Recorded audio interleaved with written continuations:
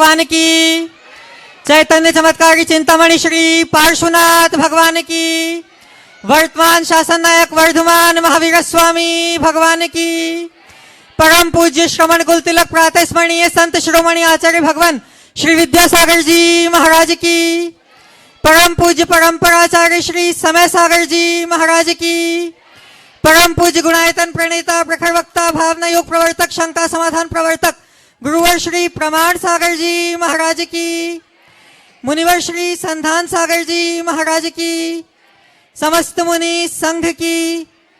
शंका समाधान के आज के इस सत्र में आप सभी का हार्दिक अभिनंदन। बंधुओं, आज का यह सत्र प्रारंभ हो उससे पूर्व हम चलते हैं गुरुदेव के चरणों में और करते हैं प्रणिपात इस भाव के साथ कि हमारे जीवन में भी हो सके रत्नत्रय की सुप्रभात। सभी लोग हाथ जोड़ेंगे, मस्तक झुकाएंगे और मेरे साथ बोलेंगे, हे गुरुदेव नमोस्तु नमोस्तु नमोस्तु। बंधुओं, जैसा कि आप सभी को विदित है कि परम पूज्य गुरुदेव का जबलपुर नगर में ऐतिहासिक प्रभावना के उपरांत निरंतर विहार सिद्ध क्षेत्र समेत शिखर जी के लिए चल रहा है और आज का यह पावन दिन जब छत्तीसगढ़ की यह पावन धरा पुनः पवित्र हो गई परम पूज्य गुरुदेव के पावन चरण कमलों से, आज पूज्य गुरुदेव सत्संग ने छत्तीसगढ़ की सीमा में प्रवेश किया और आज का यह शंका समाधान महेंद्रगढ़ की इस धर्मनगरी से हो रहा है।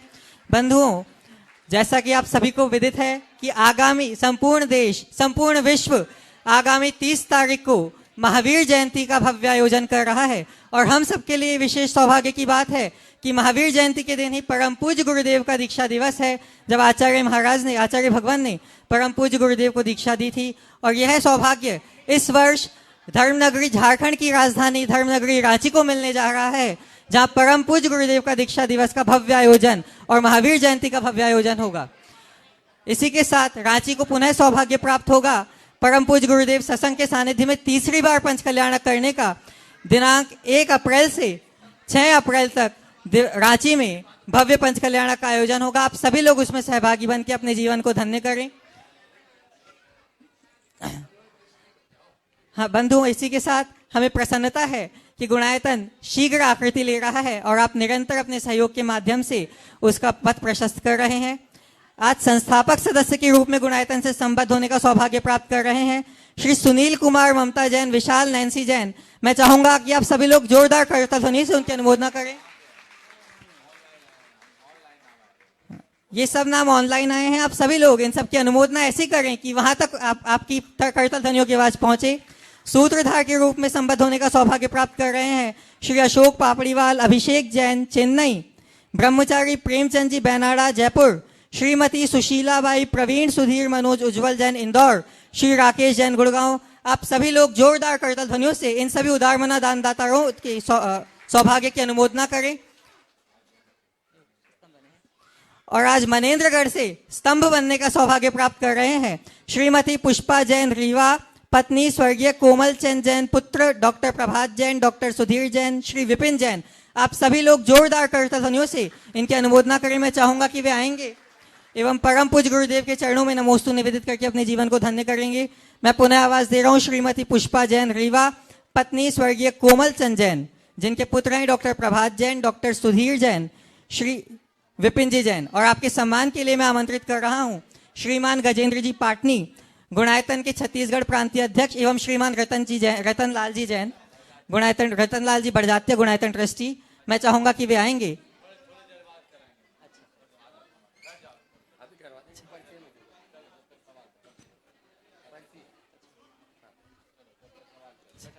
कुछ समय उपरांत सम्मान का सौभाग्य गुणायतन प्राप्त करेगा। अब हम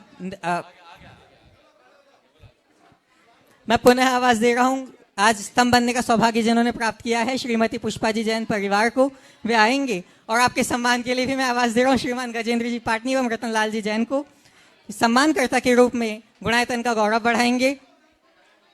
और आप सभी लोग करताल ध्वनियों से बंधुओं इनकी अनुमोदना करें। सामने आ जाइए।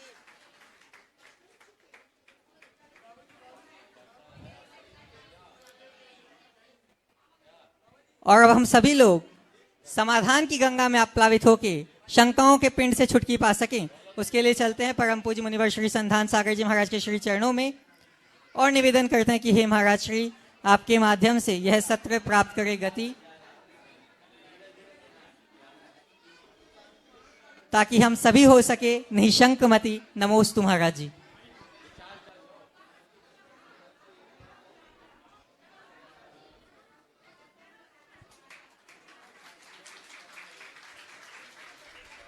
जोरदार तालियां। और यह एक ऐसा परिवार है, मैं चाहता हूं आज मनेंद्रगढ़ वालों ने यहाँ ऐसे भाव संजोए और ऐसी वेदी बनाई जिसकी शुद्धि करके भगवान को विराजमान तो किया ही, और ऐसी विशुद्धि बढ़ाई कि गुरुदेव खुद यहाँ विराजमान हो गए। आज आपके इस नगर में भगवान चलते फिरते भी आ गए, और जो आपके भगवान शांतिनाथ हैं वे भी वेदी शुद्धि के बाद में आज विराजमान आपके यहाँ विराजित हो चुके हैं। अब बहुत बहुत हजारों सालों तक उस मंदिर में विराजमान रहेंगे। निश्चित रूप से ऐसे ही गुरुवर का आशीर्वाद प्राप्त होता है, तो ऐसे कार्य होते रहते हैं। और सर्वप्रथम इस वेदी शुद्धि में जिन्होंने सौधर्मेंद्र भी बने, आज गुणायतन से स्तंभ के रूप में भी जुड़ गए, वो डॉक्टर सुधीर जी अपना प्रश्न भी कर रहे हैं। श्रीमती पुष्पा जी, डॉक्टर सुधीर जी, डॉक्टर प्रभात जी, विपिन जी, पूरा परिवार एक बार जोरदार ताली बजा दीजिए, वो अपना प्रश्न करें। और उसके बाद में अपने बीच में बंधुओं, आज कुनकुरी की समाज, क्योंकि अब गुरुवर का प्रवेश ससंग आज से मध्य प्रदेश से छत्तीसगढ़ की सीमा में हो चुका है, और छत्तीसगढ़ में भी सबसे पहले द्वार पर बैठे हुए हैं मनेंद्रगढ़ वाले वहां पर। और आज सीमा पर ही छत्तीसगढ़ के प्रांतीय अध्यक्ष कुनकुरी वाले यहाँ पर सब उपस्थित हैं। वे एक साथ सब इकट्ठे हो जाएं, फिर मैं नाम पुकारूंगा। तब तक डॉक्टर सुधीर जी अपने परिवार के साथ प्रश्न करेंगे। महाराज जी के चरणों में चौधरी परिवार का त्रिबार नमोस्तु नमोस्तु नमोस्तु। छुल्लक जी के चरणों में क्षामी। महाराज जी, मेरा प्रश्न है, आज मनेंद्रगढ़ में वेदी प्रतिष्ठा का कार्यक्रम संपन्न हुआ है। वेदी की शुद्धि होकर वेदी प्रतिष्ठा का कार्य संपन्न हो गया है। अब अपनी आत्मा की प्रतिष्ठा कैसे की जा सके कि हम अपनी आत्मा को उत्तम स्थान पर विराजित कर सकें। नमोस्तु महाराज जी। ओम ओम ओम। शांति शांति शांति। एकदम शांति से बैठ जाए, पहले शोर ना करें। ओम। और शांत हो जाए।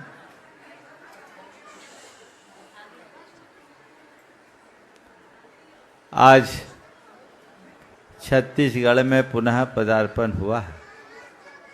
2 वर्ष के अंतराल के बाद आज फिर से आने का योग बना।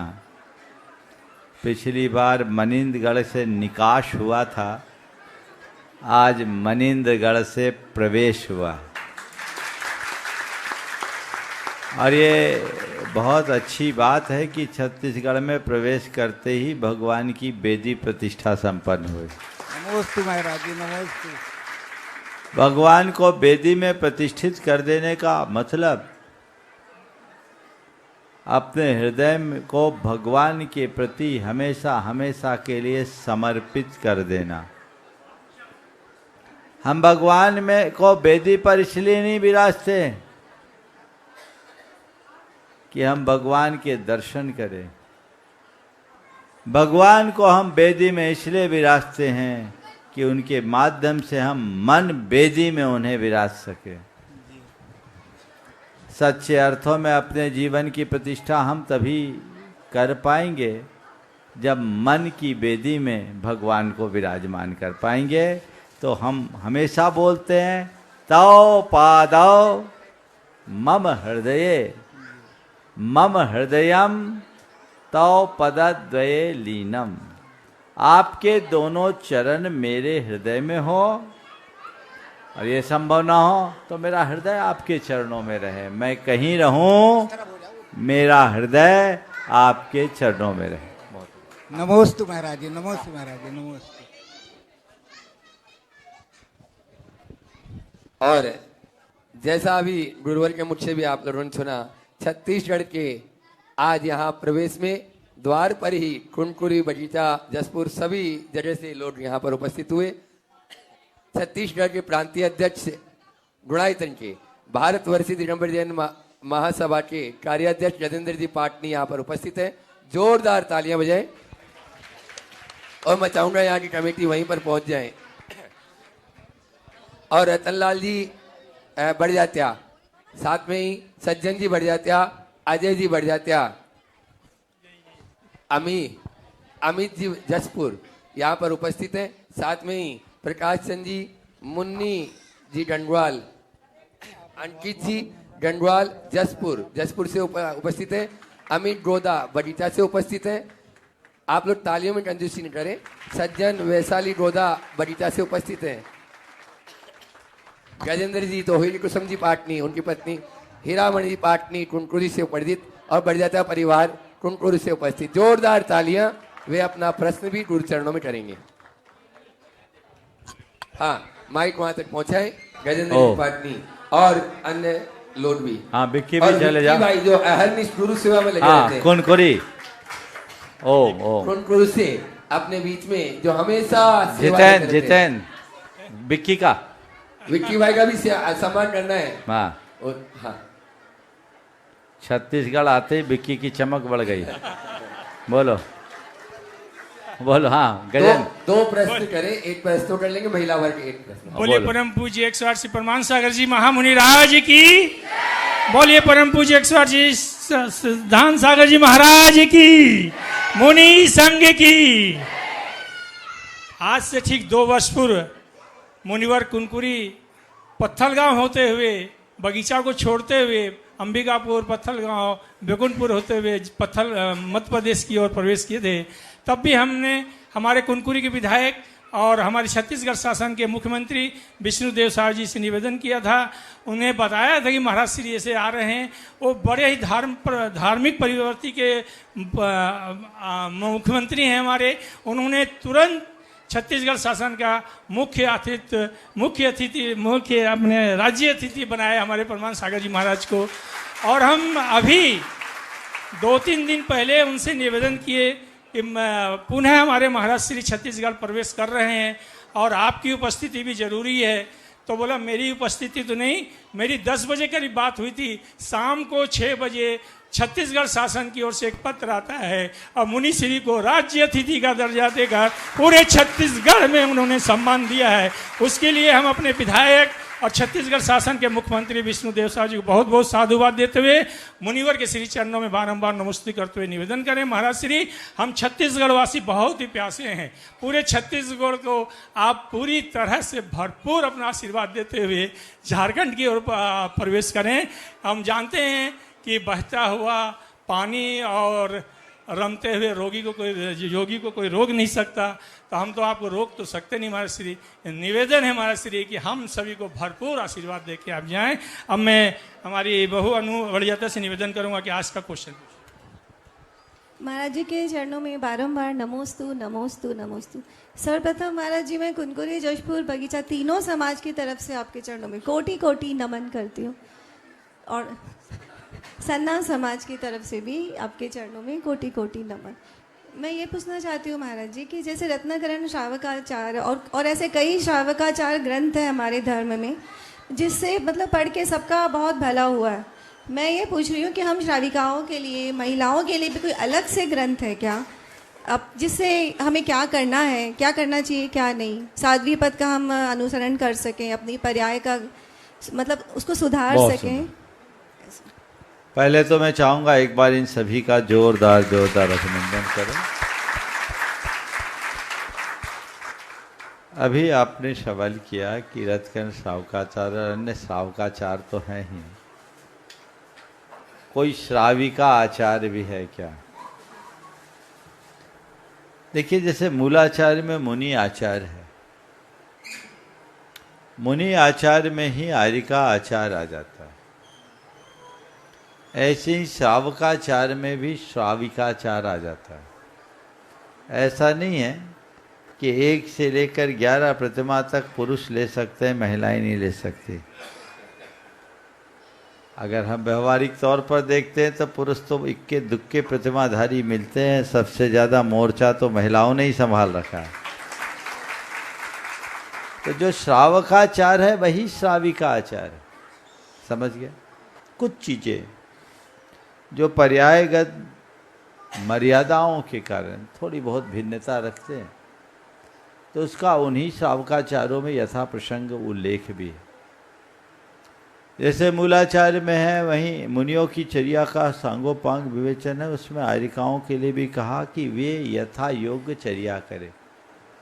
बस कुछ चीज़ों में परिवर्तन कर दिया। मुनि निर्गंथ होते हैं, दिगंबर हो सकते हैं, आर्यिकाओं को दिगंबर होने की आज्ञा नहीं। मुनि खड़े होकर के आहार लेते हैं, आर्यिकाओं को बैठ कर के आहार लेने का विधान है। कुछ और चर्याओं में गत रिस्ट्रिक्शंस बनाए, उनका उल्लेख है। इसलिए अलग से श्राविका आचार की कोई ज़रूरत नहीं। श्रावकाचार में ही श्राविकाचार समाहित है, ऐसा मानना चाहिए। नमस्ते महाराज जी। आपके यहाँ जो और वेदी कोई? प्रतिष्ठा करा है, एक बार और भी एक रतन लाल जी बोलेंगे। हाँ बोलो। बोले रतन लाल। महाराज श्री को बारंबार नमोस्तु। महाराज श्री मैं ये प्रश्न कर रहा था कि अभी इजराइल और इंग्लैंड रूस द्वारा ईरान के ऊपर कब्जा और मारकाट चल रहा है, तो हम लोग टीवी देखते हैं और प्रतिक्रियाएं देते हैं, तो हम भी क्या दोस्त के भागी हैं क्या? देखिए, 2 दिन पहले, शायद परसों ही, मैंने इस विषय में अपना मार्गदर्शन दिया था।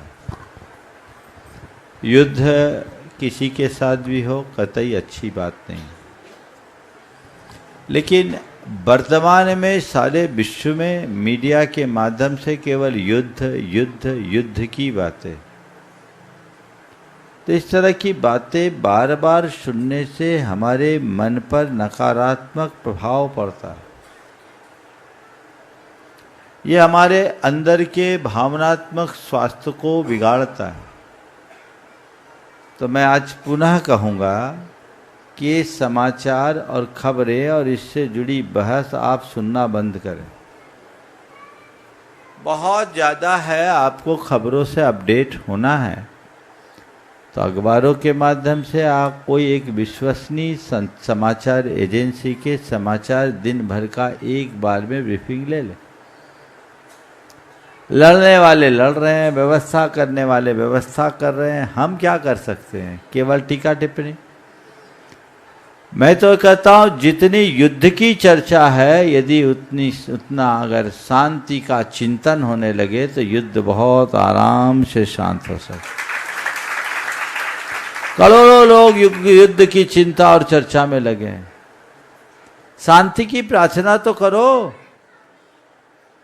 मंगल भावनाएं तो भाई, पॉजिटिव वाइब्रेशन हम क्यों नहीं डालते? इसलिए मैं आप सबसे कहता हूं, इन सब चीजों को तो डब्बे के अंदर बंद ही रहने दो, कोई मतलब नहीं है। बस एक प्रार्थना करो कि भगवान सारे जग में शांति हो, युद्ध, उन्माद और आतंक का अंत हो, सर्वत्र शांति, प्रेम और सद्भावना की स्थापना हो।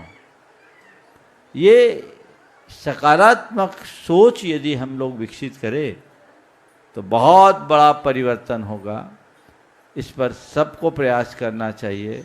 परसों मैंने कहा था एक कैंपेन चलाना चाहिए कि हम शांति की प्रार्थना करें, न कि युद्ध की चर्चा। अगर ऐसा करते हैं बहुत बड़ा बदलाव आएगा। बहुत बहुत यहाँ जो वेदी प्रतिष्ठा हुई, इसके जो विधानाचार्य प्रतिष्ठाचार्य रहे कोतमा नगर गौरव राजेंद्र भैया जी गुरु चरणों में अपना प्रश्न कर रहे हैं, और इसमें जो आपका भजनों के माध्यम से संगीत दिया राजीव जी जैन अशोक नगर तैयार रहेंगे। ओम। दो मुनि राजों के पावन चरणों में कोट सा नमोस्तु। मंचासीन सभी भैया जी लोगों को वंदना। महाराज जी, मतलब की बात समझना और बात का मतलब समझना, सच में सच्ची और अच्छी बात को मन में उतार लेवें और इसके विपरीत मन से उतार देवें, कैसे संभव है? मतलब की बात समझना, बात का मतलब समझना, मन में उतारना और मन से उतारने में क्या देखिए, मतलब की बात समझना जी, मतलब की बात समझना और बात की का मतलब समझना, ये हमारे नजरिए पर निर्भर करता है। हम किस सोच के साथ जीते हैं। यदि हमारी सोच सकारात्मक है और चिंतन समग्र हो तो हम मतलब की बात भी समझेंगे और बात का मतलब भी समझेंगे। बहुत अच्छा। गांधी जी के पास एक आलोचक ने 3 पेज का एक पत्र भेजा। पत्र में गांधी जी की मुखर आलोचना थी। गांधी जी ने बहुत सहज भाव से उस पत्र को मुस्कुराते हुए पढ़ा और उसके बाद पत्र को डस्टबिन में डाल दिया। उसमें लगा हुआ पेपर पिन अपने पास रख दिया। उनके बाजू में तिलक जी या कोई बैठे थे। उन्होंने पूछा, किसका पत्र था? अमुक व्यक्ति का। क्या लिखा? बोले कोई काम की बात नहीं थी, उसमें बस काम का ये पिन था जी जी, जो मेरे काम में आएगा, बाकी मैंने अलग कर दिया। यह है मतलब की बात समझने का उदाहरण। बहुत अच्छा। बात का मतलब समझना। कोई कुछ कहे तो हम उसका मतलब समझकर उसे प्रकट कर दें। विवेकानंद जी विश्व धर्म संसद में गए। विभिन्न धर्मों के धर्म ग्रंथों को वहां रखा गया। गीता सबसे नीचे थी। किसी ने उन्हें छेड़ने के इरादे से कहा कि देखिए, आपके धर्म का बड़ा अपमान है, आपके धर्म ग्रंथ को सबसे नीचे रखा गया है। आपके धर्म का बड़ा अपमान है, आपके धर्म ग्रंथ को सबसे नीचे रखा गया है। विवेकानंद जी ने सहज मुस्कान के साथ कहा, वो बिल्कुल सही जगह रखे, वो बिल्कुल सही जगह रखे हैं, क्योंकि वो सबका फाउंडेशन है और फाउंडेशन नीचे रखा है। बात का मतलब समझो। सोच को सकारात्मक और चिंतन को समग्र बनाने के बाद ये चीजें बनी रहेगी। फिर दिल में उतरने और दिल से उतारने की बात भी अपने आप। जब तक चीजों की वास्तविकता को हम नहीं समझते, जी जी, चीजें हमारे मन या दिल में उतरी रहती हैं। जिस पल सच्चाई प्रकट हो जाती है वो दिल से उतर जाती है। पता नहीं तुम्हारे दिल में कौन कौन उतरा हुआ है, लेकिन जिस दिन सच जान जाओगे उस दिन दिल में केवल तुम और तुम्हारे प्रभु बचेंगे और कोई नहीं। नमस्ते महाराज जी, नमस्ते महाराज जी, नमस्ते। बहुत अच्छा। संगीतकार राजीव भाई अशोक नगर से उपस्थित है। अपना प्रश्न गुरु चरणों में करें और उसके बाद में आज चिरमिरी से यहाँ संपूर्ण पूरी समाज यहाँ पर उपस्थित है। सन्मति महिला मंडल भी उपस्थित है और डॉक्टर पारुल जी, विनय जी, आलोक जी जो अहम इस सेवा में भी लगे हैं, वे भी अपना प्रश्न करेंगे। पहले तैयार रहेंगे डॉक्टर पारुल, विनय, आलोक जी, चिरमिरी संरक्षक परिवार गुणाईतन। गुरुदेव के चरणों में नमोस्तु करते हुए मेरा महाराज जी नमोस्तु नमोस्तु नमोस्तु। मेरा प्रश्न है, आचार्य समदभद्र स्वामी ने जो स्तुति विद्या ग्रंथ लिखा है उसमें से जो आदिनाथ भगवान के लिए उन्होंने जो शब्द लिखा है, ये आया यम ये आया नना नुना नना नना ममा ममा ममा मामी तात तीति तति तितः ततो तीता तुते तीते स्त्रोति तोति तितो तितः ततो ताति ततो स्त्रोते ततता तत्ता ते तथा। इसका मतलब महाराज जी ये बीजाक्षर है कि इसका कुछ भावार्थ है? यह शब्दालंकार है। 2 अक्षरों में पूरा श्लोक। मूरज बंध है ना, हाँ, मूरज बंध ये इसका मूरज वो- बंध है, ये अलंकार है और इसके एक एक शब्द के बहुत गहरे गहरे अर्थ है। यहाँ विवेचन करने में भी कठिनाई होगी, बाद में बात करें। मस्त है। हाँ डॉक्टर पारुल जी, विनय कुमार जी, आलोक जी और साथ में कमल जी, सपना जी, चिरमिरी पहले अपना प्रश्न करें और उसके बाद में सन्मति महिला मंडल चिरमिरी तैयार रहे। नमोस्तु महाराज जी, नमोस्तु महाराज जी, महाराज जी, लोग अक्सर कहते हैं कि छोड़ना सबसे मुश्किल होता है, लेकिन सच यह भी है कि कई बार रुकना छोड़ने से ज्यादा मुश्किल होता है, जो हमें तोड़ देता है। रुकना बाहर से एक स्ट्रॉन्ग डिसीजन लगता है, लेकिन अंदर से ये बहुत थकाने व तोड़ने वाला सफर बन जाता है। महाराज जी, मेरा प्रश्न ये है कि हम दूसरों के प्रति करुणा दिखाते हुए रिश्तों में रुके रहते हैं, लेकिन इस प्रक्रिया में हम खुद को स्लो पॉइजन दे रहे होते हैं। क्या अपनी आत्मा को कष्ट देकर दूसरों को खुश रखना हमारी धर्म की श्रेणी में आता है? देखिए, पहली बात तो छोड़ना और रुकने की बात आपने की। छोड़ना आपकी नज़र में सहज है, रुकना कठिन। और फिर आपने कहा कि स्वयं को कष्ट देते हुए दूसरों के प्रति करुणा प्रदर्शित करना क्या ठीक है? दोनों सवालों को थोड़ा गहराई से समझिए। सच्चे अर्थों में छोड़ना क्या है? छोड़ना और रुकना ये दोनों अलग अलग क्रियाएं, लेकिन संत कहते हैं पहले रुको फिर छोड़ो। पहले तुम पापों में विराम लो फिर त्यागो। और इसके पहले एक और शब्द जोड़ दो, मुड़ना। अगर मुड़ गए तो रुकने में भी कठिनाई नहीं और छोड़ने में भी कठिनाई नहीं। मोड़ना कहाँ है? किसको मोड़ना? अपने विचारों को मोड़ना, अपने सोच को मोड़ना, अपने चिंतन को मोड़ना, अपने दृष्टिकोण को मोड़ना है। जब व्यक्ति का मन मुड़ जाता है ना, तो असहज भी सहज लगने लगता है, असंभव भी संभव बन जाता है। फिर न उसे रुकना कठिन होता है, न छोड़ना कठिन होता है। इसलिए रुकने और छोड़ने की बात में उलझने की जगह पहले अपने मन को मोड़ने की कोशिश करो। अंदर से मुड़ो, भीतर से जुड़ो। जी महाराज जी। अब रहा सवाल दूसरों को, खुद को कष्ट देते हुए दूसरों के प्रति करुणा प्रदर्शित करना।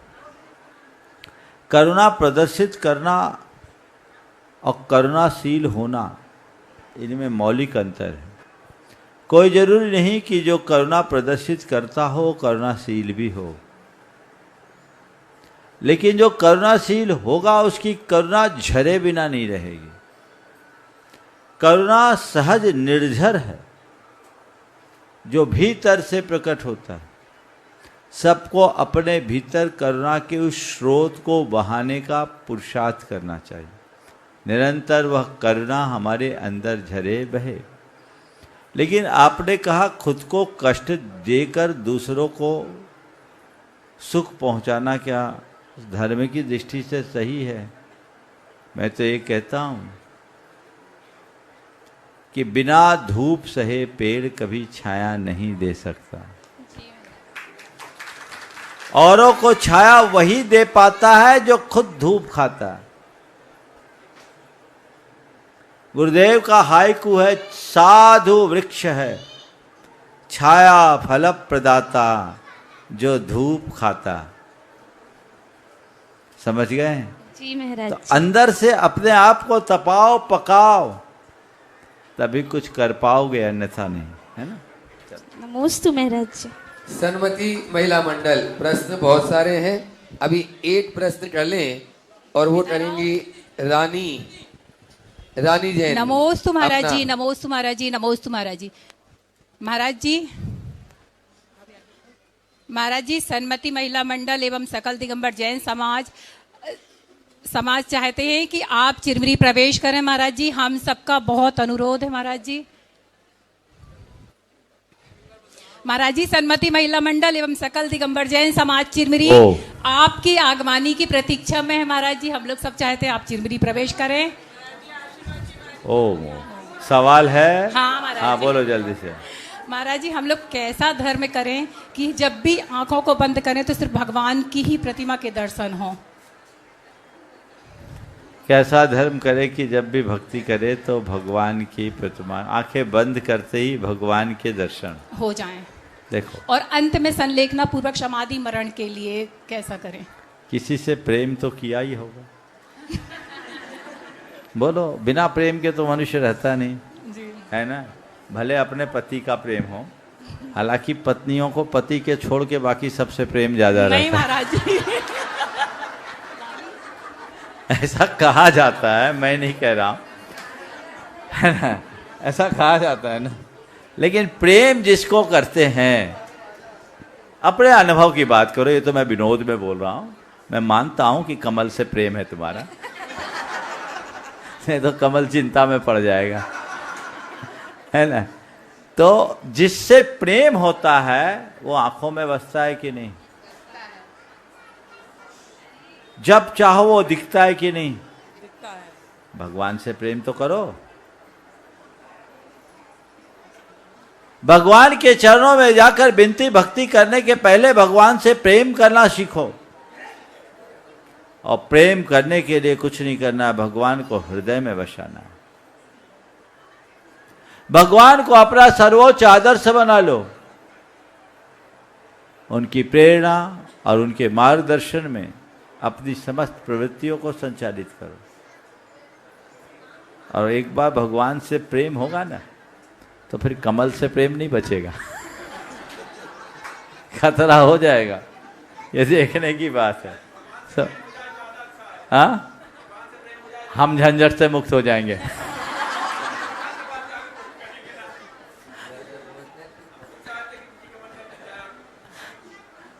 कहने का तात्पर्य यही है कि अंदर का प्रेम होना चाहिए। वह प्रेम भाव ज्यों ज्यों बढ़ता, अनुराग बढ़ता, अनुराग बढ़ते ही छवि दर्शन।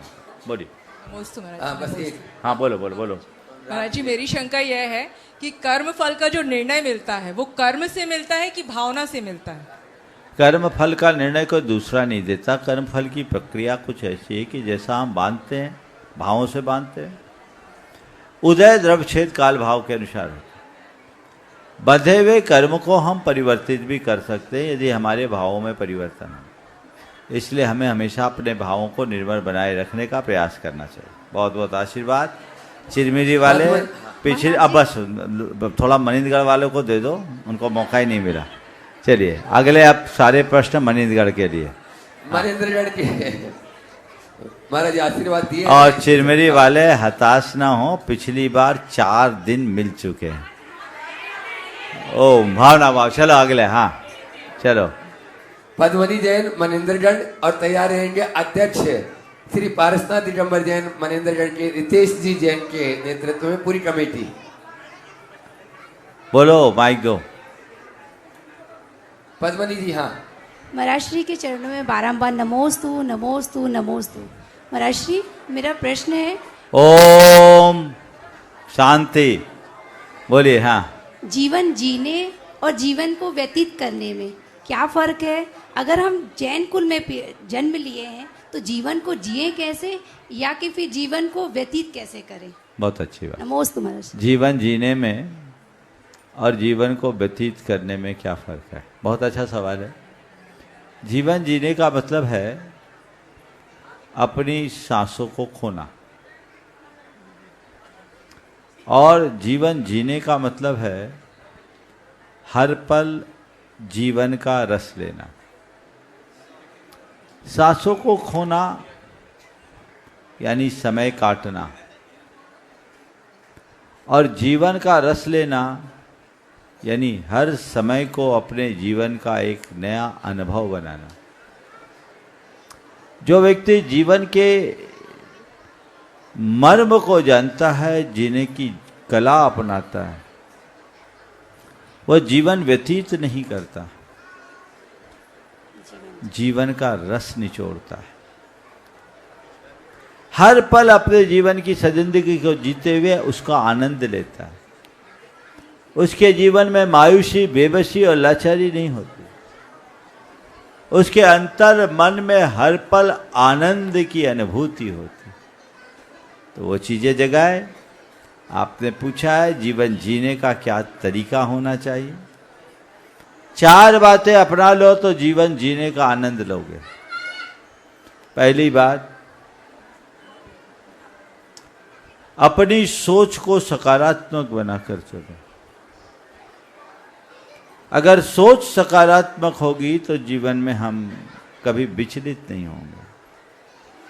दूसरी बात, सुख दुख को जीवन का हिस्सा मानो। सुख भी मेरे जीवन का पार्ट है, दुख भी मेरे जीवन का पार्ट है, और इन दोनों में स्थिरता बनाए रखना जीवन का आर्ट है। समझ गए? तो सुख दुख दोनों को जीवन का अंग मानो। जैसे सुख को का सत्कार करते हो, वैसे ही दुख को स्वीकारने की क्षमता विकसित करो।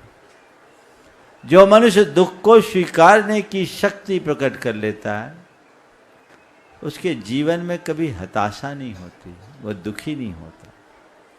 तो सुख को स्वीकारने के साथ साथ दुख को भी स्वीकारना सीखिए। तीसरी बात, संयोग वियोग जीवन मरण हानि लाभ में स्थिरता रखे।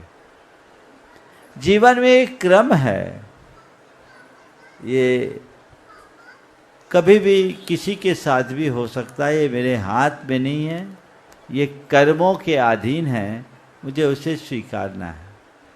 और चौथी बात, संसार के सारे संयोगों के प्रति स्वामित्व की बुद्धि छोड़िए।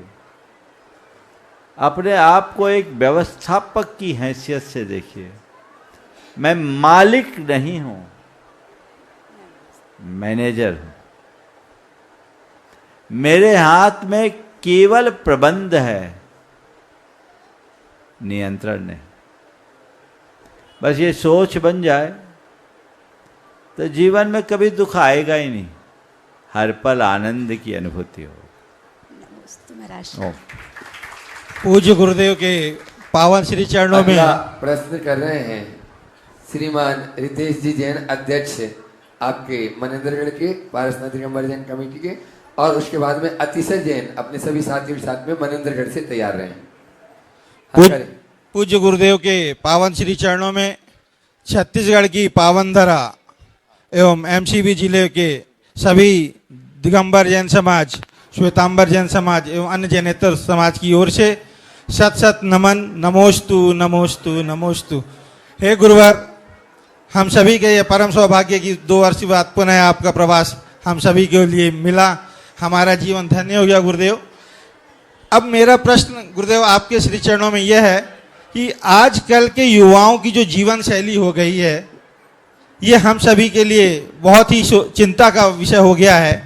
आज ही एक घटना घटी है गुरुदेव, आपके ही भक्त परिवार का एक युवा साथी बहुत ही अल्प आयु में ट्रेडमिल पर चलते चलते चला गया। ये हमारे जीवन में हमारे एक मुनि ने कहा था, जीवन है पानी की बूंद कब मिट जाए रे। लेकिन हम इस चीज को जानते हुए भी नहीं मानते हैं, या मानते भी हैं तो हम उसको अपने मन से नहीं मान पा रहे। गुरुदेव, ऐसा क्या करें कि हम सभी इस तरह की जीवन की अव्यवस्थाओं से बचते हुए हमारे जीवन को ऐसा कैसे बनाए कि हम निरोगी और दीर्घायु जीवन व्यतीत कर सके। गुरुदेव, आप ये हमारी शंका का समाधान करें। आपने बहुत ही गंभीर बात उपस्थित किया है। पहले तो मैं आज प्रातःकाल जैसे मुझे सूचना मिली, रांची के एमआर परिवार, पाटनी परिवार में भागचंद जी पाटनी, चंद्रकला पाटनी जी के जेठ रहे हैं, उनके बेटे नीतू पाटनी का प्रातःकाल अचानक, जैसे आपने जानकारी दी, ट्रेडमिल पे एक्सरसाइज करते करते अचानक हृदय गति अवरुद्ध हुई, गिर पड़े और उनका अवसान हो गया। ज़्यादा उम्र नहीं। जब हम 2005 में रांची का पहला पंचकलनक कराए थे, तब वो सौधर्मेंद्र बने हुए थे, नई नई शादी हुई थी। मेरे ख्याल से 50 के नीचे ही उम्र होनी चाहिए। लेकिन अचानक इस तरह की दुर्घटना घटी, ये हादसा है। जिन भी परिवारों में ऐसा होता है निश्चित वो उनके ऊपर वज्राघात होता है। मेरे कानों में भी जब ये सूचना आई तो एक पल को मैं भी स्तब्ध रह गया, लेकिन होने को कोई टाल नहीं सकता। पहले तो मैं उनके पूरे परिवार को अपना आशीर्वाद देना चाहूँगा कि विपत्ति की इस घड़ी में अपना धैर्य बना के रखें। घटना घट गई, अब हम कुछ कर नहीं सकते। अब तो हमें केवल ये देखना है कि इस घटना के बाद हम अपने आप को कैसे मजबूती से खड़े रख सके और परिवार को कैसे खड़े रख सके। भागचंद जी पाटनी का परिवार एक बड़ा समाज का प्रतिष्ठित परिवार रहा है। अचानक किसी के चले जाने से दुख स्वाभाविक है। मैं पूरे परिवार को ये कहना चाहूँगा कि दुख की घड़ी में अपना धैर्य बना के रखें, अपनी क्षमता को बना के रखें। ऐसे निमित्तों को शोक का निमित्त बनाने की जगह वैराग्य का निमित्त बनाएं। हम लोग अक्सर कहते अगाह अपनी मौत से कोई बशर नहीं, सामान 100 बरस का पल की खबर नहीं। कब किसके साथ क्या घटना घट जाए कहा नहीं जा सकता। इन बातों को समझते हुए हमें अपने जीवन को सही दिशा में मोड़ने का पुरुषार्थ करना चाहिए। कोविड के बाद कुछ इस तरह की घटनाएं ज़्यादा हो रही हैं। युवा अवस्था में अचानक लोग हमारे बीच से जा रहे हैं। इसके प्रति जो भी अपेक्षित सावधानी है लोगों को रखना चाहिए। अभी 2 साल पहले विदिशा में एक युवती नृत्य करते करते चले गई, जैसे नीलांजना चले गई। ये तो ऐसी घटनाएं होती जैसे लाइट ऑफ करे और आदमी चले जाए। तो इनके कारणों को अभी तक लोग सोच नहीं पाए। अचानक हार्ट कोलैप्स होता है, उसका फंक्शन बंद होता है। अभी भी कोई इसके ठोस कारण सामने मेरी जानकारी के अनुसार नहीं आए। पर मेरा लोगों से ये कहना है कि अपनी जीवन शैली को बदलें, तनाव मुक्त जीवन जिए, खान पान में संयम रखें और अपना जीवन इतना विशुद्ध रखें कि इस तरह की घटनाएं ना हो। और कदाचित घट भी जाए तो आपका अंत संयम के साथ हो, असंयम में ना हो। किसकी आयु कितनी है कोई नहीं जानता, लेकिन महत्वपूर्ण ये नहीं है कि हम कितना जिए, महत्वपूर्ण ये है कि हम कैसे जिए। संयम के साथ जिया गया अल्प जीवन भी बहुत अर्थ रखता है और असंयम के साथ 100 साल की जिंदगी भी अर्थहीन होती है। इसलिए मैं कहता हूँ इन घटनाओं से प्रेरणा लेते हुए अपने जीवन को संयमोन्मुखी बनाओ, आत्मज्ञान के साथ जिए, अध्यात्म के साथ जिए। आध्यात्मिकता को आत्मसात करके हम जीवन जिएंगे तो नरभव सार्थक होगा। और केवल भौतिकता और उपभोक्तावादी सोच से हम ग्रसित होंगे तो हमारे जीवन का अंत बुरा होगा। ये भव तो छूटेगा, भवांतर भी बिगड़ेगा। इसलिए हर व्यक्ति को अपने जीवन में संयम और सादगी को बल देना चाहिए, उन्हें अपनाना चाहिए। तो इन चीज़ों पर सभी ध्यान दें और इस पर जो भी गाइडलाइन हो उसका सभी को पालन करना चाहिए। बहुत बहुत भावना योगी महाराज जी हमारे इस जीवन को सुधारने में बिल्कुल भावना योग नियमित करने वाले के भाव सुधारने में कोई कठिनाई नहीं। भाव से ही हमारा भाग्य बनता है, इस बात को ध्यान रखें।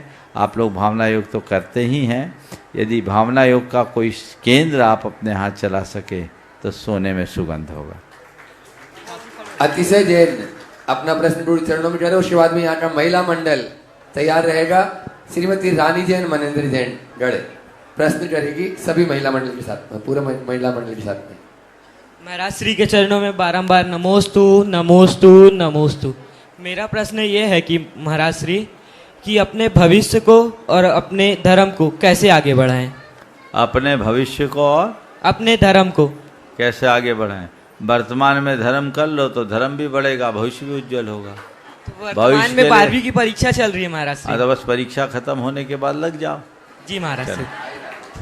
चलो ओम। महिला मंडल मनिंदर जड़, ओम इधर दीजिए। थोड़ा सीधता करे। नहीं रानी जन मनिंदर जड़, प्रश्न करे इतना। गुरुवार आपके चरणों में एक प्रार्थना है, ऐसा कुछ समय हो हमें निर्विकल्प समाधि मरण हो ऐसा आशीर्वाद। आशीर्वाद। हाँ थोड़ा सीधता कर ले, माइक पहले से भेज देते। और उसके बाद में सीए अरियंत जैन तैयार रहे। नमोस्तु नमो महाराज जी को नमोस्तु नमोस्तु नमोस्तु। महाराज जी को कोटि नमन नमन नमन। महाराज जी प्यास लगती है तो पनघट की याद आती है, और लाज आती है तो घूंघट की याद आती है। इतनी लंबी कहानी है इस जिंदगी की कि शंका समाधान आता है तो प्रमाण सागर महाराज जी की याद आती है। महाराज जी मेरा प्रश्न ये है कि लोग कहते हैं कि बुढ़ापा कांच का मंदिर है, तो बुढ़ापा कैसे मतलब जिए हम, ये हमारी शंका का समाधान कीजिए। बुढ़ापा कांच का मंदिर है, कोई दिक्कत नहीं। कांच का मंदिर हो भी तो कोई बुराई नहीं है। यदि उस कांच में एक तरफ हमने पेंट चढ़ा दिया तो कांच को दर्पण भी बनाया जा सकता है। अपने जीवन के अनुभवों का पेंट लगाओ तो तुम्हारे बुढ़ापे से सारा संसार प्रेरणा पाएगा। दूसरी बात, वो दर्पण बेदाग होना चाहिए। दूसरी बात मैं कहूँगा कि बुढ़ापे को बोझ बनाने की जगह वरदान बनाइए। कैसे बना सकते? अगर आप दुनियादारी में उलझे हो, गोरख धंधे में उलझे हो, तो आपका बुढ़ापा आपके लिए बोझ बनेगा। और यदि आपने अपने दायित्वों को पूर्ण करने के बाद परमार्थ से जोड़ लिया तो यही बुढ़ापा वरदान बनेगा। हर व्यक्ति को चाहिए कि एक उम्र के बाद जब बच्चे काम धाम संभालने में सक्षम हो जाए तो व्यापार और कारोबार का दायित्व उनके कंधों पर सौंपे। बहुएं गृहस्थी संभाल रही हो तो गृहस्थी की जिम्मेदारी उन्हें सौंपे। खुद मार्गदर्शक की भूमिका में जिए, मार्ग निर्णायक बनने से बचें। अपने आप को मालिक मानने की जगह मेहमान माने और अपना जीवन संयम और अनासक्ति के साथ व्यतीत करें। त्याग संयम के पथ पर आगे बढ़ें तो निश्चित रूप से ये बुढ़ापा वरदान बन सकेगा। बोलिए। अरियंत जैन अपना प्रश्न करेंगे, उसके बाद में तैयार रहेंगी भावना योग का अनुभव बताने के लिए प्रिया जैन मनिंदर जड़े। मुनि महाराज के चरणों में नमोस्तु नमोस्तु नमोस्तु। मैं श्री जैन श्वेतांबर संघ की तरफ से आपको नमोस्तु करता हूं और हमारा एक छोटा सा प्रश्न है। ओम। हाँ बोलिए। आज हिंसा जन्य वस्तु जैसे चमड़े का जूता, बेल्ट, पर्स, कॉस्मेटिक आदि का उपयोग युवाओं में बहुत तेजी से बढ़ रहा है। मांस मदिरा का सेवन भी युवाओं में बढ़ते जा रहा है और हमारे समाज के बड़े कार्यक्रम भी मदिरा और मांस वाली होटलों में आयोजित हो रहे हैं। क्या इसमें कुछ कमी हो सकती है कि ये चलन सही है? इसमें मार्गदर्शन चाहूंगा। बिल्कुल गलत है, निंदनीय है, हमें इसे रोकना चाहिए और इसके लिए युवाओं में जागरूकता लाना चाहिए। ओम। युवाओं में जागरूकता आनी चाहिए और सभी को कहो अपनी पहचान को बनाए रखना हमारी जिम्मेदारी है। आज युवा के चेतना में ये बात जगानी चाहिए कि हम अपनी आइडेंटिटी ना खोएं। अगर हमारी मौलिक पहचान ही नष्ट हो गई तो हमने अपना सब कुछ खो दिया। तो ये हमारी जिम्मेदारी है कि हम अपनी पहचान को अक्षुण्ण बनाए रखें। युवाओं बदलाव आएगा। यत्किंचित भटकाव है तो हम उन्हें वापस प्रेरित करके मोड़े। जहाँ अभक्ष्य पदार्थों का सेवन होता है वहाँ के धार्मिक सामाजिक कार्यक्रम करना कतई उचित नहीं है। अभी जबलपुर में हमने एक प्रस्ताव भी पारित कराया, समाज ने किया जी जी और बहुत अच्छा है और लोग उसका अनुकरण भी कर रहे हैं। क्यों नहीं ये प्रस्ताव सब जगह हो कि मल्टी कोजन जो वेन्यू है वहाँ हम इस तरह के कार्यक्रम नहीं करेंगे। उसके लिए हमें समाज में ऐसे संस्थानों को विकसित करना चाहिए और ऐसे संस्थान यदि कहीं बने तो उनको प्रोत्साहित करना चाहिए। जो ऐसे स्थानों में करे वहाँ जाने से परहेज करना चाहिए। खुद के लिए संकल्पित करना चाहिए कि हम अपने परिवार में ऐसे कार्यक्रम नहीं करेंगे, तो बहुत बड़ा बदलाव है। इस पर ध्यान देना चाहिए। हाँ। नमस्ते महाराज जी। प्रिया जैन मनेंद्रगढ़ गुरु चरणों में अपना प्रश्न करें और मानसी जैन मनेंद्रगढ़ तैयार रहे। महाराज जी के चरणों में बारंबार नमोस्तु। महाराज जी, मैं आपसे अपनी ज़िंदगी का सबसे महत्वपूर्ण अनुभव शेयर कर रही हूँ। लास्ट ईयर मैं प्रेग्नेंट थी, तो मेरी एक फ्रेंड है बेंगलोर में, उसकी शादी के 8 से 9 साल हो गए। वो कंसीव ही नहीं कर पा रही थी। बेंगलोर में, मुंबई में, दिल्ली में बहुत सारी जगह उसने ट्रीटमेंट लिया, पर कहीं से उसको कोई फ़ायदा नहीं हुआ। वो जब भी मेरे बच्चों को देखती थी, मेरे बड़े बेटे को, वो हमेशा दुखी हो जाती थी कि तू इतना एंजॉय करती है, मेरे बच्चे नहीं है। मैंने उसको भावना योग की लिंक भेजी और मैंने उसको बोला, वो शर्मा है, प्रेरणा शर्मा, मैंने उसको बोला तू दिन में 2 बार बस ये भावना योग कर और मतलब जब भी तुझे टाइम मिले तू भावना योग कर। महाराज जी, जब आप जबलपुर में थे, मैं बहुत तीव्र भावना लेके आपके पास आई कि महाराज जी आप उसको आशीर्वाद दीजिए, लेकिन भीड़ इतनी थी कि मुझे आपके दर्शन नहीं मिले। और बस मैं वापस मनेंद्रगढ़ आई और उसका फ़ोन आया कि प्रिया, मैं तेरा भावना योग असर कर गया और मैं 3 मंथ प्रेग्नेंट हूँ। महाराज जी, वो आज भी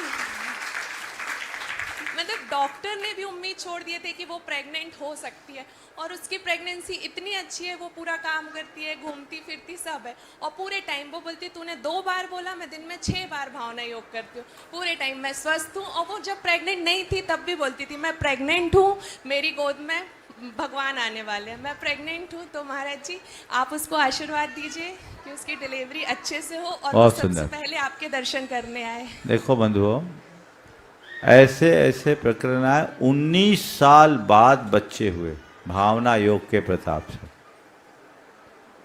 जिन्होंने किया है इस चीज को महसूस करते हुए कि बेबी आ गया है, 19 साल के बाद डॉक्टर खुद आश्चर्यचकित, जैसे आप बोल रहे हैं ना, तो ये चीजें हैं भावना योग का चमत्कारिक प्रभाव है। आप लोगों को चाहिए कि खुद उसे अपनाएं और औरों को अपनाने की प्रेरणा दें ताकि जीवन बेहतर बन सके। हाँ बोलिए।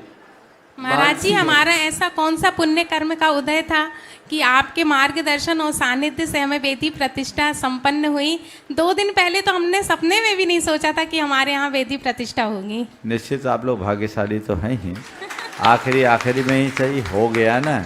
आनंद लीजिए, समय आप सबका हो रहा है। कल के कार्यक्रम की सूचना विक्की, कल का कार्यक्रम तुम बोलिए, आप जब तक बोलिए। मानसी जैन। महाराज जी के चरणों में बारंबार नमोस्तु नमोस्तु नमोस्तु।